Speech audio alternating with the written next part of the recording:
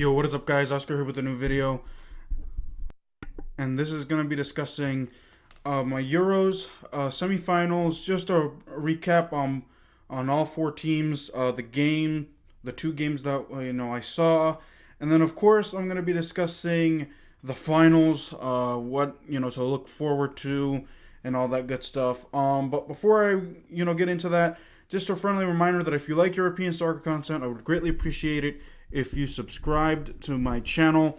I'm at 53 subscribers at the present time, so I would greatly appreciate it if you hit that sub button. Also, go ahead and give this video a like if you like European soccer content. Share the video with your friends and family. Comment because I like to know your thoughts.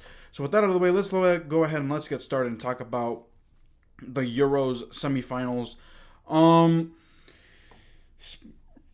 First game, Spain versus Italy. I kind of feel a sort of way about both teams. I really wanted Italy to lose, but after really thinking about it and after talking to my brother about it, I think I overreacted in calling Italy's, all the Italy soccer team all cocky and, all this and that, and I was saying I hope they lose. And I was kind of on the fence of Spain winning and losing and all that good stuff. And I really wanted Spain to win. But here's the thing. I was talking to my brother yesterday, and I was like, I really honestly told him, I was like, I really wanted Italy to lose. They're too cocky, and they think that they're the best team in the world. And he was like, look, Italy has been trash for many, many years. Many, many years. Where they are to the point where they've been cycling from coach to coach. They won the World Cup in 2006. I remember that because I actually watched that. They won, but after that, they were bounced out in the first round of the World Cup of 2010. I think they got beaten up by Spain in the Euros of 2008. They were bounced out in the first round in the group stages. Not the first round, the group stages of the World Cup in 2010. 2012, they yet again got beaten by Spain. 2014, I think did they qualify for? I think they did. I think they did qualify, but got knocked out in the round of 16. I can't remember how far they got in 2014 in the World Cup.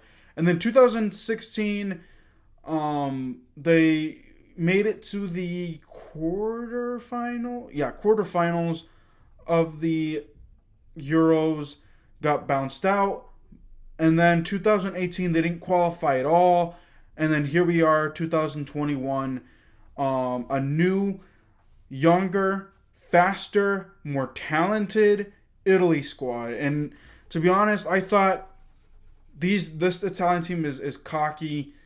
But now I'm realizing more and more that that's probably not the case. They do have their holes, and I honestly said in my predictions that I did over on Anchor that Italy is a dark horse. That all the analysts were saying that they were dark horses to win, and they actually have a chance to win this thing. All the favorites: France, Belgium, Portugal, all got knocked out in the round of 16. All the top favorites knocked out. So it's between Italy and England, and I'll get to England here in a bit. Italy was the better team, obviously, against Spain. Let's run down some moments. They actually took the lead in the first half. It was 1-0, even though Spain looked like the better squad. They looked like the better squad. They were fast. They were on point. They were, dangerous. They kept on, threatening the goalkeeper with goals. Italy, had to, play defense. But somehow they were able to get a goal, in the first half, and they led this 1-0. And I honestly was kind of upset. I was like, okay, where is the Spain goal? This and that.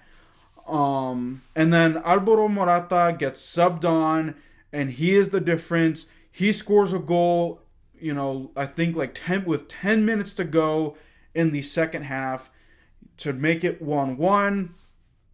And Spain really could have gotten away with getting a second goal. Just missed opportunities for Spain. And here's the thing about Spain. I have my reserves uh,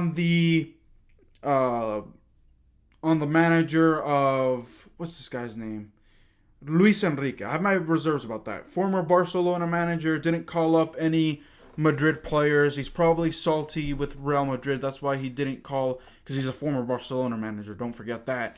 Former Barcelona and Real Madrid player, and I think that his time in Real Madrid was just not so good, and he demanded a transfer, and they transferred him to Barcelona, and that's where he balled out.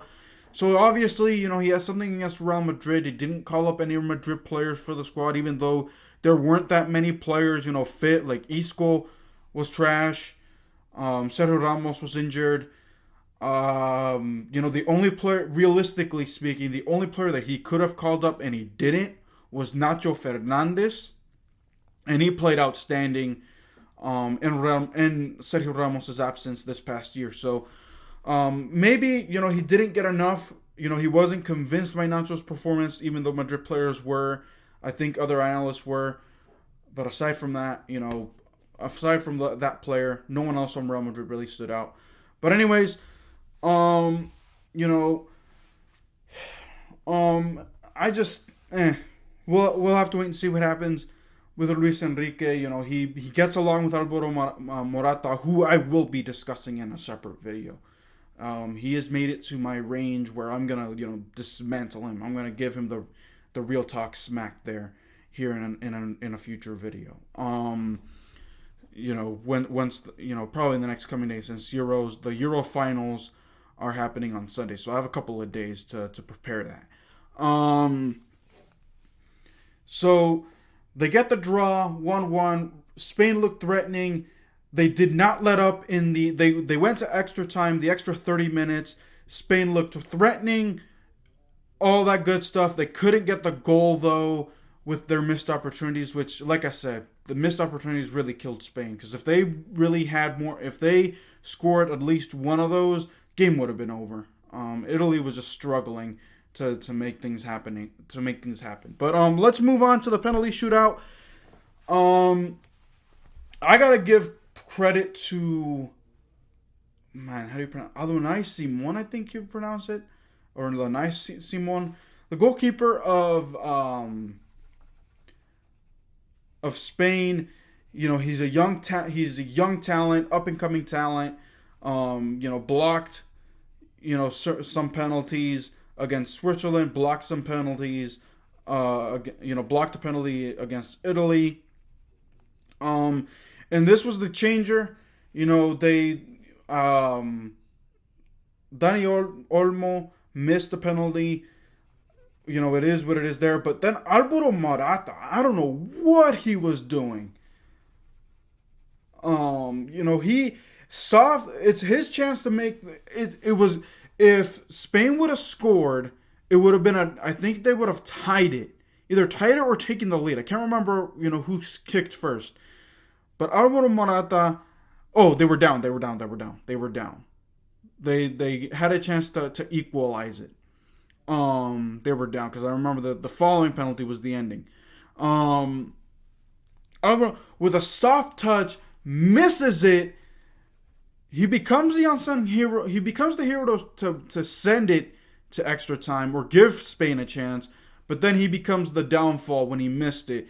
This is proof that Spain needs to find a solution to their striker problems. In my opinion, they do not have good enough strikers. All they got is Alvaro Morata, who isn't all that good. He was trashed with Real Madrid. He's been trashed with Juventus. He's been trashed with who else did he play for? Chelsea.